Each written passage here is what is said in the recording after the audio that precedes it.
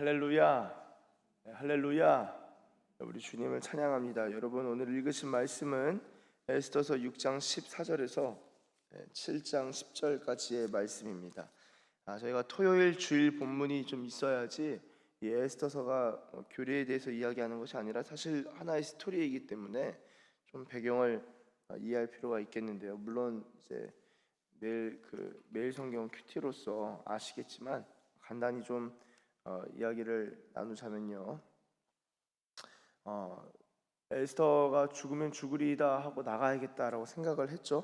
그리고 나서 실제로 그렇게 나갑니다.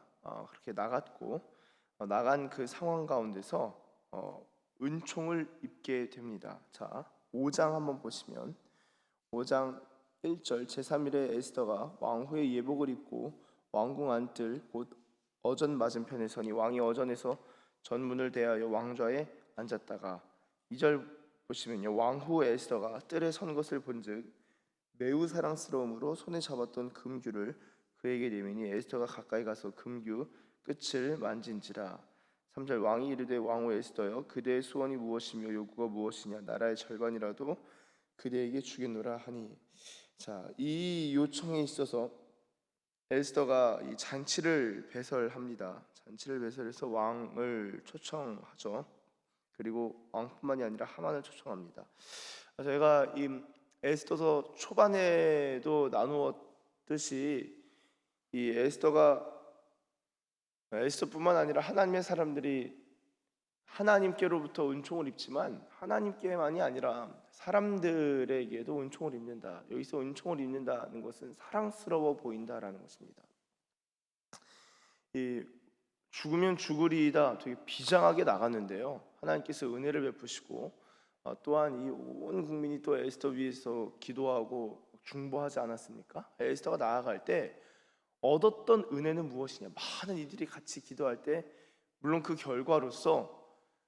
결과로서는 유대인들이 살아났지만 기도에 대한 직접적인 당장에 일어난 결과 중에 하나는 에스더가 왕으로부터 사랑을 입는 거였습니다. 사랑스러워 보이는 거였습니다. 그래서 금규를 내민다라는 것은 당신 용것을 내가 허한다라는 의미죠.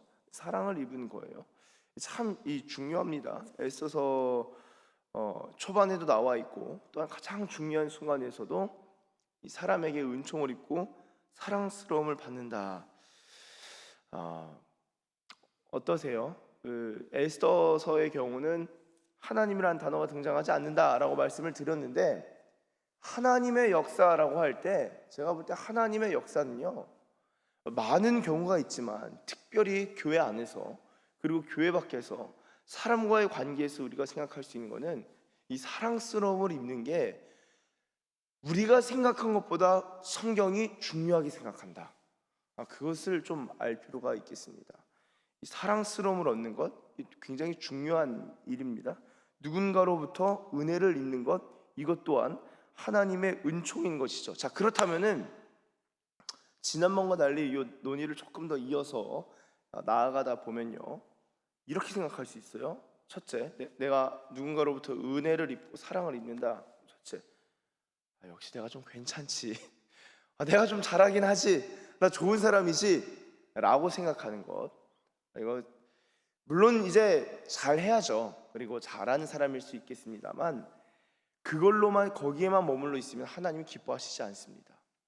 둘째, 저 사람 너무 괜찮다. 나한테 너무 잘해주네. 저 사람한테 충성 맹세 다 해야지.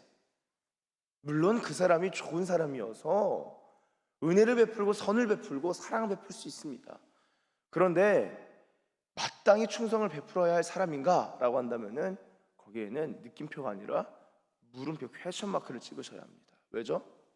사람에게 은혜를 입고 사랑을 받고 또한 선행을 경험할 때는요 그 배후에 누가 계시다? 하나님이 계신 거예요. 나도 잘해야겠지만 나도 기도하고 나도 금식하고 나도 엎드려야겠지만 은혜를 입게 되는 것은 결국에는 하나님이 베푸신다는 겁니다. 그 사람이 선하고 그 사람이 은혜의 사람이고 사랑의 사람이겠지만 그 사람이 나에게 은혜를 베풀고 나에게 사랑을 베푸는 건요, 배후에 하나님이 계신 거예요. 그러니까 하나님, 배후에 계신 하나님에 대한 인정함이 없으면요, 하나님이 기뻐하시지 않습니다. 성경에 있는 하나님의 사람들이 많은 경우 많은 채널들을 통하여 많은 다양한 사람들을 통하여 은혜를 입고 사랑을 입고 선을 풍성하게 경험할 때 그들의 공통점은, 아, 내가 너무 부족한데 하나님이 나로 하여금 은혜를 입게 하시는구나, 하나님을 인정했어요.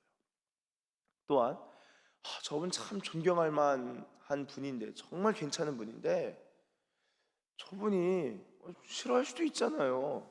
그리고 그 은혜를 저한테 우리 꼭 나한테 베풀리라는 법은 없지 않습니까? 근데 나한테 이렇게 은혜를 베푼 거는 이건 하나님의 역사로구나. 하나님을 인정하셔야 되는 거예요. 하나님을 인정해야 됩니다. 그래서 하나님의 사람들이 이 다뤄지고 훈련받는 것을 볼 때요, 하나님께서 은혜도 입고 사랑도 입고 선도 경험케 하시지만 사람으로부터 그 진짜 질리도록 사람이 정말 질린다 이 너무한다 싶을 정도로 사람에 대한 신뢰를 끊어놓으시는 경우도 같이 진행되는 거예요. 자, 요셉이 감옥 가서 간수장의 은혜를 입었죠. 그 전에 어떤 일이 있었습니까? 요셉이 형제들에게 미움을 받았습니다. 다윗과 함께하는 이들로부터 정말 놀라운 충성을, 생명을 걸고 가서 물을 떠와서 그 물 한 컵을 떠오려고 가서 물 떠온 다음에 다윗에게 주니까 다윗이 그걸 내가 이걸 어떻게 마시냐, 그래서 여호와께 드리죠. 그런 다윗이 많은 사람들로부터 사랑을 입고 그랬는데 사울로부터는 미움을 받은 거예요. 그러니까 미움을 받으면, 이런 설교하면 난 미움 받는데 그럼 하나님 나 안 사랑하시나?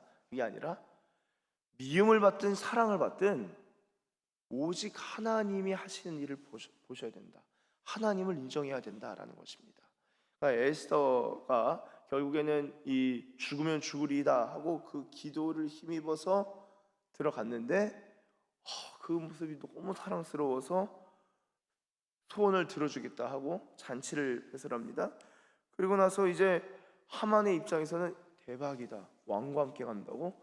이것은 나를 더 높여주려고 하는 것이구나. 대박이다, 왕후까지 나를 어여삐 여겨주신다니. 갔죠.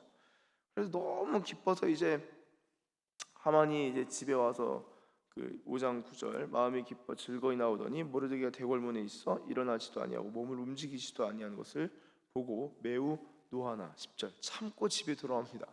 왜냐? 오늘은 너무 기분이 좋았으니까. 이제 집에 돌아와서 아내한테 이 잔치에 청함받은 것을 쭉 이야기를 하죠. 그리고 나서 14절 그의 아내 세레스와 모든 친구들이 이르되 높이가 50규빗 되는 나무를 세우고 내일 왕에게 모르드게를 그 나무에 매달기를 구하고 왕과 함께 즐거이 잔치에 가소서 하니 하만이 그 말을 좋게 여기고 명령하여 나무를 세우니라. 자, 하만의 눈에 볼 때요, 다른 사람 다 괜찮은데 왕뿐만 아니라 왕후까지 자기를 너무 사랑받고 본인 신에게 있어서 참 감사했을 거예요. 내가 신으로부터 은혜를 입는구나. 근데 단 하나, 저 모르드게만 저 눈에까지 제거해버리자, 그냥 쓸어버려야겠다, 그런 생각을 한 겁니다. 근데 재미난 게 있죠. 6장 1절에 그날 밤에 왕이 잠이 오지 아니하므로 명령하여 역대일기를 가져다가 자기 앞에서 읽힙니다.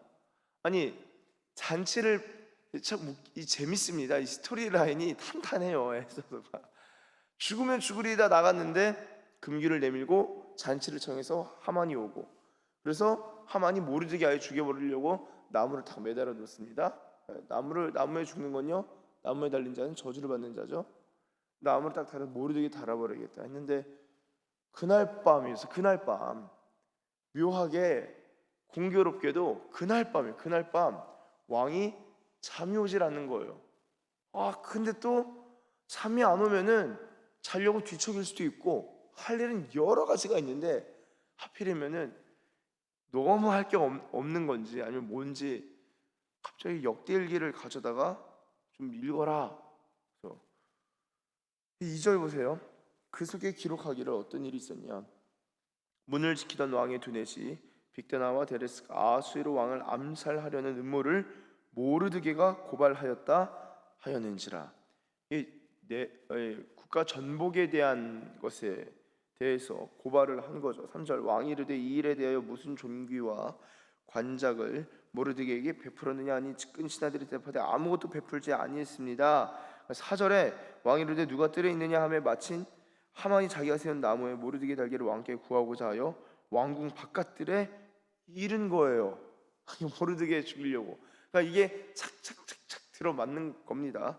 그러면서 들어오게 하라 하니까 이제 하만이 들어와서 왕이 묻되 6절 왕이 존귀하게 하기를 원하는 사람이 어떻게 하여야 하겠느냐. 그러니까 하만이 심중에 이르되 왕이 존귀하게 하기를 원하는 자는 나 외에 누구리요.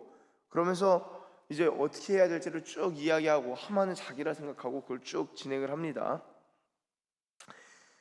그러니까 10절 보세요. 6장 10절 이에 왕이 하만에게 이르되 너는 네 말대로 속히 왕복과 말을 가져다가 대궐문에 앉은 유다 사람 모르드게에게 행하되 무릇 내가 말한 것에서 조금도 빠짐이 없이 하라. 그렇게 치하를 갑자기 뒤늦게 치하를 합니다.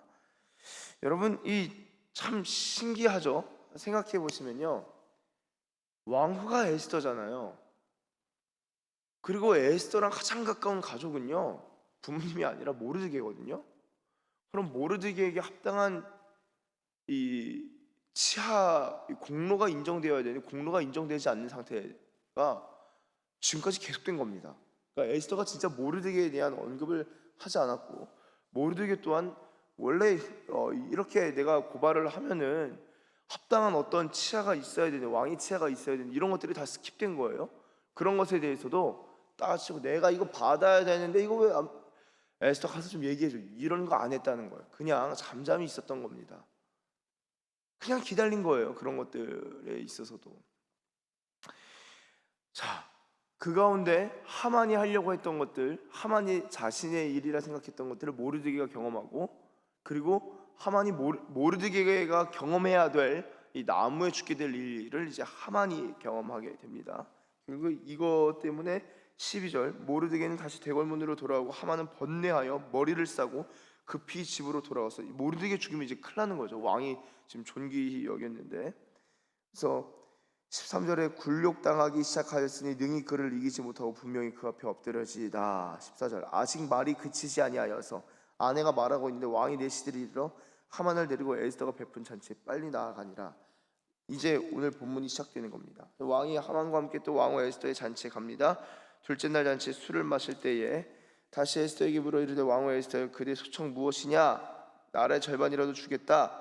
3절 왕의 목전에서 은혜를 입었으면 내 소청대로 내 생명을 내게 주시고 내 요구대로 내 민족을 내게 주소서 한 다음에 4절 나와 내 민족이 팔려서 죽임과 도륙함과 진멸함 당하게 됐습니다. 만일 우리가 노비로 팔렸더라면 내가 그래도 그냥 가만히 있겠지만 그래도 그 경우라도 대적이 왕의 손해를 보충하지 못하였으리이다 하니 무슨 말일까요?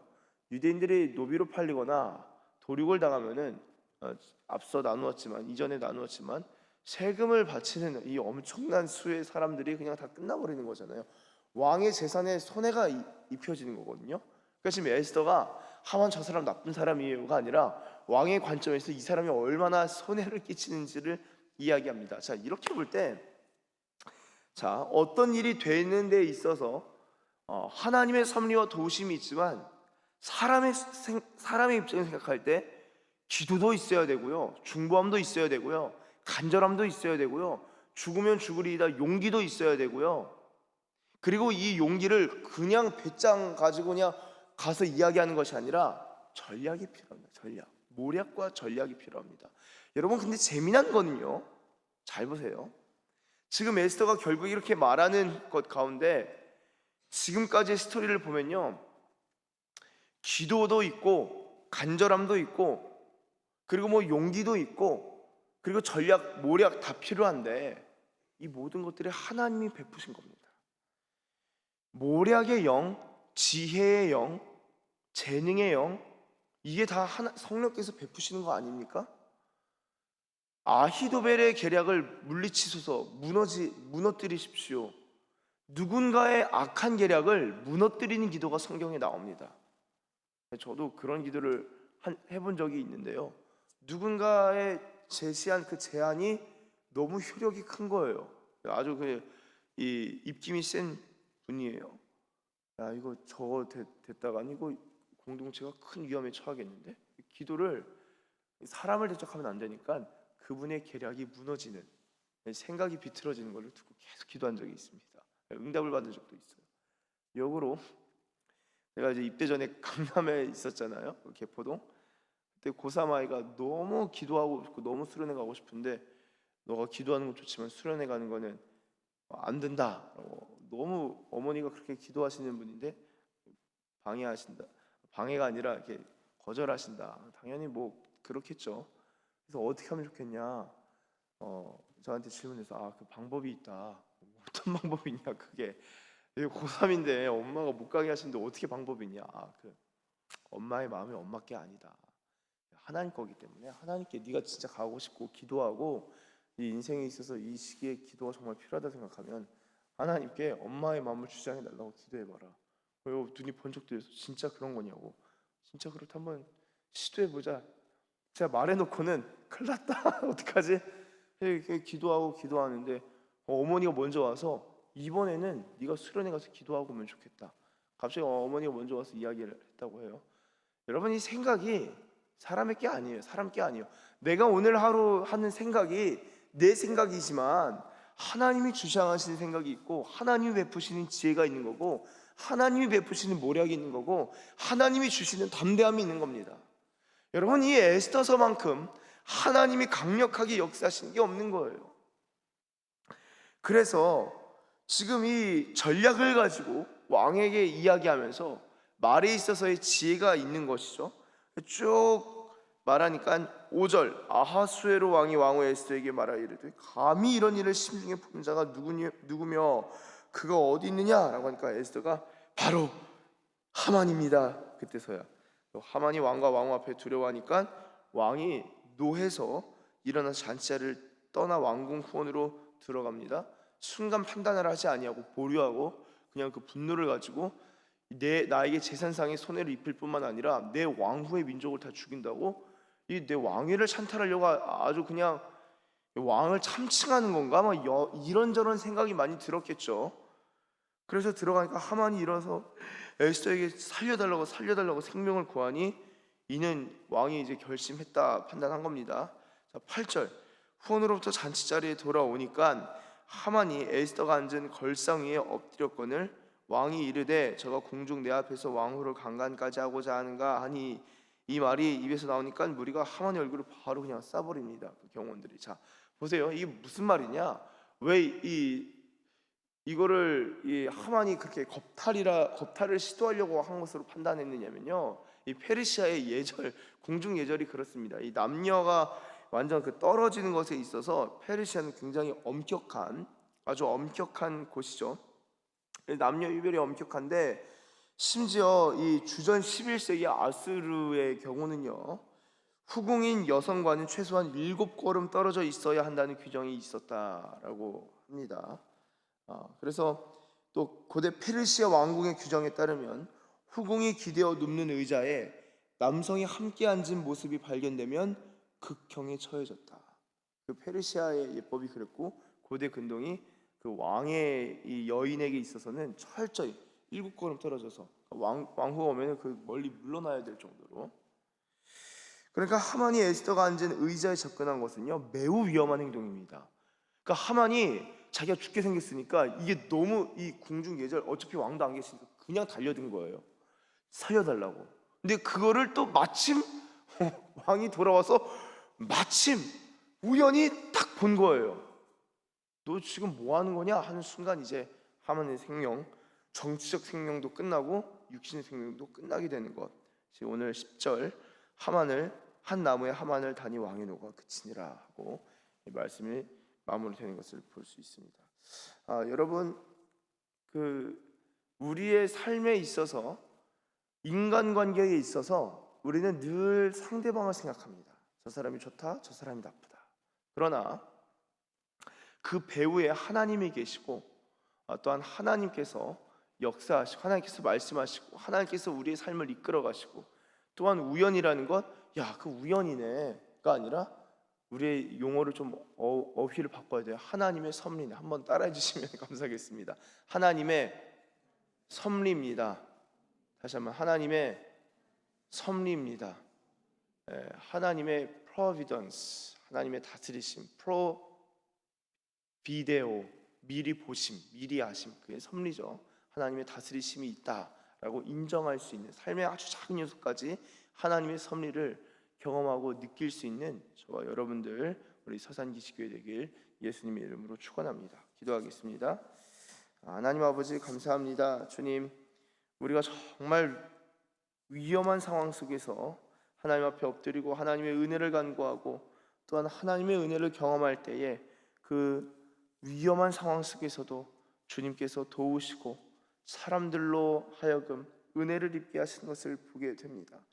또한 하나님, 우리의 삶에서 우리가 어떻게 컨트롤할 수 없는 부분, 우리의 능력과 우리의 손길이 닿을 수 없는 그런 부분에서 하나님의 손이 그 뒤에서 역사하고 있고, 또한 하나님의 백성을 도우시고 인도하시는 영역에 있어서 주님의 손이 친히 이끌어가는 것을 말씀을 통하여 보게 됩니다. 바라고 또한 소망하기는 서산기시교회 하나님의 손이 이 위에 임하는 교회 되게 하시고 하나님의 손이 이 교회를 인도하시고 주장하시는 그러한 교회 되기를 원합니다. 특별히 이 새벽에 주님 앞에 나와 엎드려서 기도하는 주의 백성들의 걸음걸음마다 삶에서 또한 부대에서 하나님의 손에 인도하심, 그것을 깊이 경험하는 자들 되게 하시고 많은 이들로부터 사랑과 존경과 칭찬을 받는 하나님의 사람들 다 되게 하여 주시옵소서. 감사합니다. 주님, 우리를 위경에서 살리시고 건지시고 또한 역전시키시는 우리 하나님을 찬양하며 예수님의 이름으로 기도드립니다. 아멘.